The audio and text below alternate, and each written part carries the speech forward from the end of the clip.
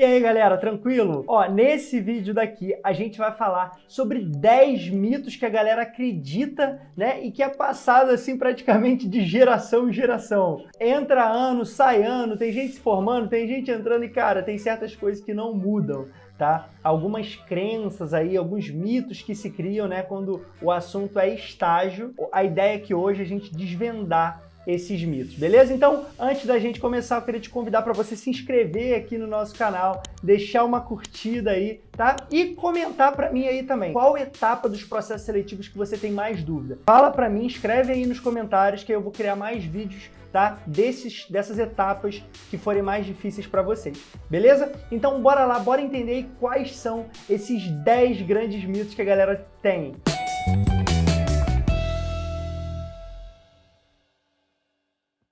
Primeiro grande mito, você precisa saber se vender, né? Então isso é algo que a gente fala muito, né? Que você tem que saber se falar sobre si, você tem que saber se vender para você conseguir se destacar nos processos. Gente, para você ser aprovado num processo seletivo de estágio de uma mega empresa, você não precisa saber se vender naquela ideia que a gente tem, né, de querer saber falar muito bem, se comunicar, se expressar, contar apenas os seus lados positivos, né? Pessoal, não é sobre isso, tá? Para você conseguir uma vaga de estágio e você ser aprovado ali num processo seletivo, a primeira coisa de todas é você cumprir os pré-requisitos das vagas, tá? Então, se você for um excelente comunicador, você soubesse vender maravilhosamente, mas você não tem o inglês avançado, você não tem o pacote Office, o Excel avançado, o Power BI, o VBA ou a ferramenta que for da sua área, você não vai conseguir essa vaga, tá? Então, além de você conseguir se comunicar, explicar um pouco mais das suas experiências, o que você já fez, como aquilo foi importante, né? Primeiro você tem que ter os pré-requisitos, beleza? Para depois você conseguir contar aquela história, né, de uma forma que se conecte com a vaga. Você não precisa se vender como o melhor de todos, não. Mas você tem que saber, né, mostrar o que você já viveu, o que você já aprendeu que tem conexão com a vaga. Se você fez um monte de coisas, mas essas coisas não tem nada a ver com o que a vaga está procurando, sinto muito. Você pode se vender super bem, mas, cara, para essa vaga não é o que a gente está buscando. Então, valeu, obrigado, fica para a próxima. Não acredita nesse negócio que só quem consegue estágio é aquela pessoa que sabe falar muito bem, aquela pessoa, né, extrovertida. Cara, não é, tá bom? Mesmo essa pessoa, se ela não cumprir pré-requisito, ela não conseguir se conectar com a vaga, ela não passa no processo seletivo também. Beleza? Então vamos para o segundo mito agora, que é o que o currículo criativo chama a atenção das empresas. Pessoal, como eu acabei de falar, a empresa ela quer saber se você cumpre os pré-requisitos e se você tem experiências relevantes também para a vaga. Quando a gente fala de currículo, a primeira palavra é pré-requisitos. Então não adianta você querer botar um currículo colorido, em neon, né, com um monte de íconezinho bonitinho, todo organizadinho, se você não cumpre os requisitos da vaga. Então a vaga é para pessoas de engenharia e, sei lá, administração. Aí você faz biologia, você vai se candidatar para essa vaga, você não passa, mesmo tendo um currículo criativo. Por quê? Porque você não cumpre o pré-requisito do curso, da formação. Mas tem vários outros requisitos, a data de formatura, onde você mora, se é de fácil localização, locomoção ali para você chegar no estágio, né? Então,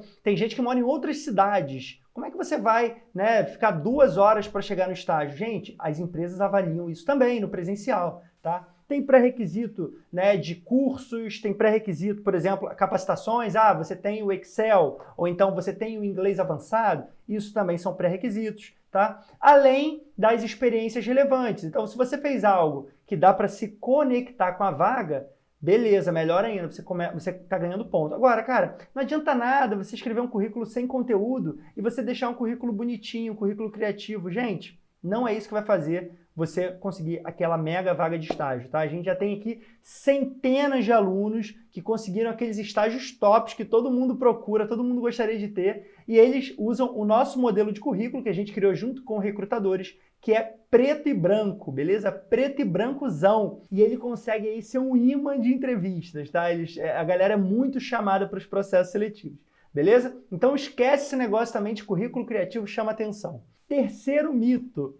A experiência do projeto voluntário não conta no currículo. A galera realmente acredita, né, que só conta experiências profissionais se forem uma experiência formal, se você tinha um contrato com uma empresa, né? Pessoal, não é, tá? No começo, qualquer experiência que você tenha além da sala de aula, pode ser numa empresa júnior, pode ser no centro acadêmico, pode ser na igreja que você participa, pode ser no voluntariado, né, de doações de alimentos, pode ser, cara, dando monitoria. Tudo isso é experiência profissional, porque isso vai te dar bagagem, né, na entrevista para você falar sobre momentos que você teve que lidar sob pressão, que você teve prazos, que você teve que trabalhar com pessoas diferentes de você. Todas aquelas perguntas, né, que são feitas numa entrevista, você vai poder citar momentos da sua experiência profissional nesses projetos voluntários ou outro tipo de atividades que você tenha tido. Então, se você ajudou na loja da sua família, se você abriu um blog, se você, cara, o que você fizer fora da sala de aula pode sim ser considerado experiência profissional, tá? Claro que com o tempo você vai focar naquelas experiências que tenham mais conexão com a vaga, né, e que principalmente que estejam relacionadas já à área daquela vaga, tá bom? A sua área de estudo, a sua área de formação mesmo. Mas no começo pode usar e abusar dessas experiências, tá? Inclusive, eu deixei um vídeo aqui no nosso YouTube, tá? Sobre como você conectar as suas experiências com o que as vagas estão pedindo, né? Que eu chamo de habilidades e experiências transferíveis, tá bom? Então, fica de olho, eu vou deixar o card aqui em cima, tá? Para você clicar depois e ir lá. Quarto mito, vou deixar para me candidatar para as vagas lá no final do curso, tá tudo bem, eu tenho tempo.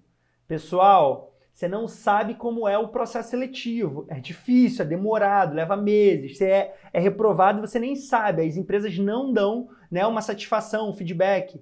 Então isso demora, tá? Se você quer conseguir um estágio lá no final do curso, no último ano, por exemplo, tudo bem, mas você tem que começar a participar de processo seletivo desde cedo, para você entender, né, os pré-requisitos da sua área, você aprender como se portar numa dinâmica, como falar sobre si na entrevista, tá bom? Então, cara, toma muito cuidado com essa ideia de, quando chegar lá no último ano eu vou começar a participar de processo. Cara, não.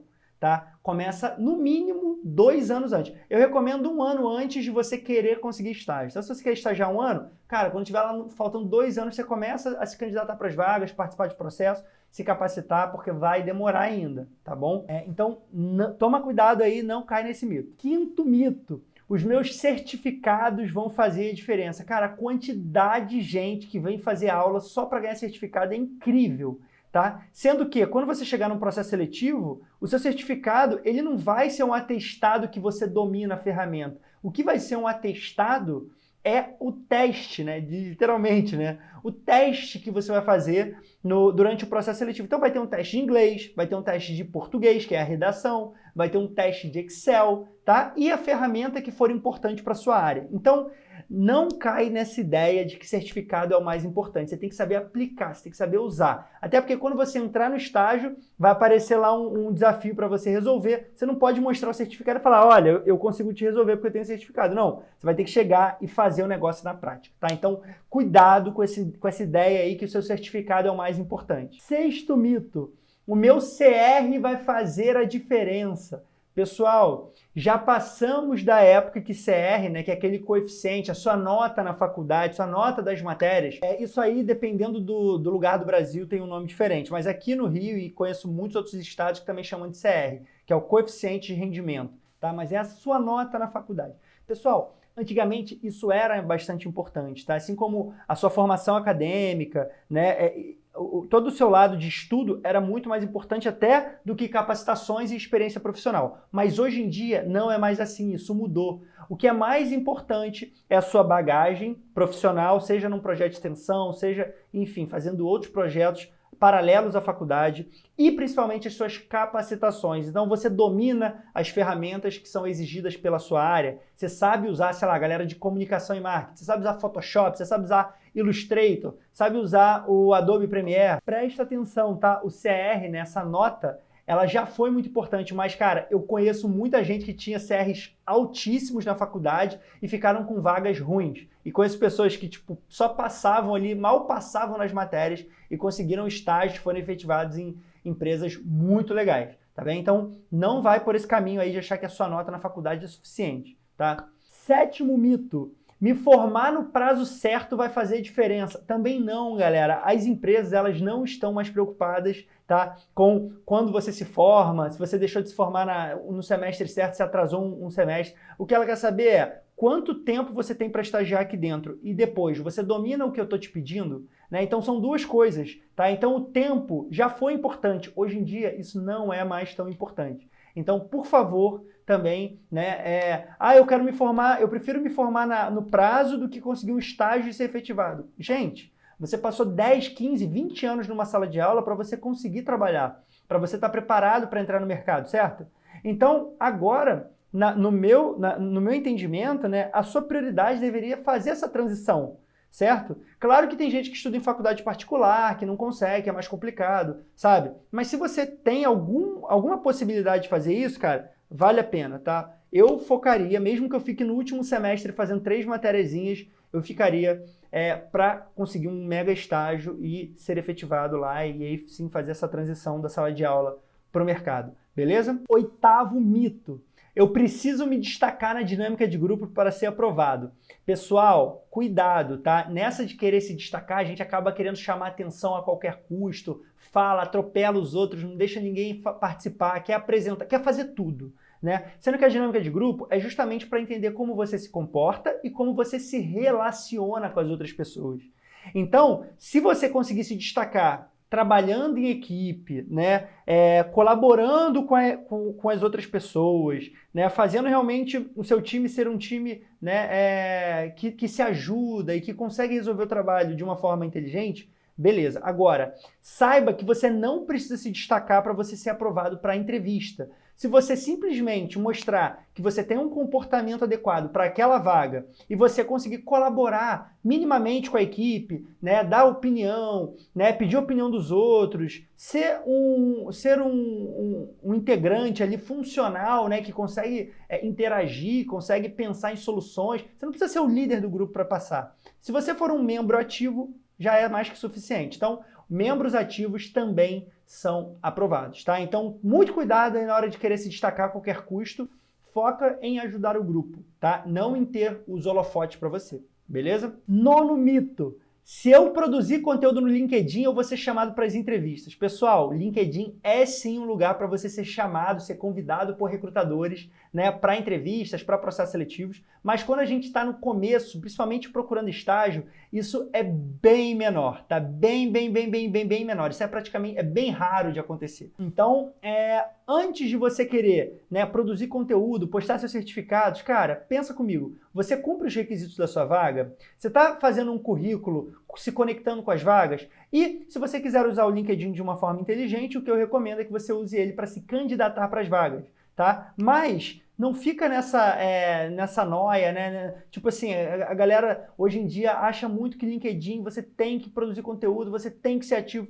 Calma, tá? Minha primeira sugestão olha quais são os requisitos das vagas da sua área. Atende, tá? Você tem alguma experiência relevante? Se não tem, é legal você ir tendo também, pegando um projeto de extensão, tá? Na sua faculdade. E depois, cara, conecta isso com a vaga. E usa o LinkedIn só como uma ferramenta de buscar vaga. Se por acaso um recrutador te fizer um convite para uma entrevista, cara, melhor dos mundos. Mas sim, não cria o conteúdo lá com essa expectativa, porque muita gente cria e se frustra, tá? Não seja essa pessoa, beleza? E por fim, o nosso 10º e último mito é achar que por você não estar conseguindo estágio, tem alguma coisa de errado com você, né? Então, eu tenho muitos alunos que ficam com a autoestima machucada mesmo, eles chegam aqui com a gente assim, tipo, Renan, cara, eu vou desistir já, vocês são minha última chance aqui de me capacitar, porque, cara, não dá, eu já participei de muitos processos seletivos, eu vou até a última fase, mas eu não passo, eu acho que tem alguma coisa comigo, é onde eu moro, é a faculdade que eu faço, a pessoa começa a achar que, cara, o mundo não gosta dela. Só que o que a gente vê, muitas vezes, é que tem alguns detalhes que a pessoa ainda não percebeu, ou então é a forma que ela está construindo as respostas dela, ou então é um detalhe do horário dela que ela pode ajustar e assim ela consegue. Então, Pessoal, não tem nada de errado com você. Eu acredito de verdade que todo mundo, né, se tiver uma preparação certa, se capacitar da forma certa, se usar muito bem o tempo da faculdade, todo mundo consegue aquele mega estágio dos sonhos, tá bom? Eu acredito de verdade, inclusive, que você ainda consegue, tá, esse mega estágio, tá bom? E eu queria falar então, ó, esses 10 mitos aí são furada, tá? Não compra essas ideias aí, tá bom? Se você quiser entender um pouco mais sobre como se preparar, como se capacitar, não deixa de se inscrever aqui no canal, beleza? E acompanhar a gente também lá no nosso Instagram, @galera-da-motim, que eu tô te esperando lá. A gente está sempre trazendo esses conteúdos, né, técnicos sobre as ferramentas, né, capacitação, falando sobre processo seletivo, carreira, beleza? Então, cara, é isso, beleza? E eu queria deixar agora um desafio aqui para você, tá? Se você lembrou de algum outro mito, ou você tá na dúvida se aquilo é um mito ou não é, escreve para mim aí embaixo também, que eu vou respondendo vocês. Quem sabe eu até não faço uma segunda parte aí com outros mitos, né, dos processos seletivos de estágio. Beleza? Então é isso, espero que você tenha curtido esse vídeo aí, um abração e até a próxima. Valeu, bons processos!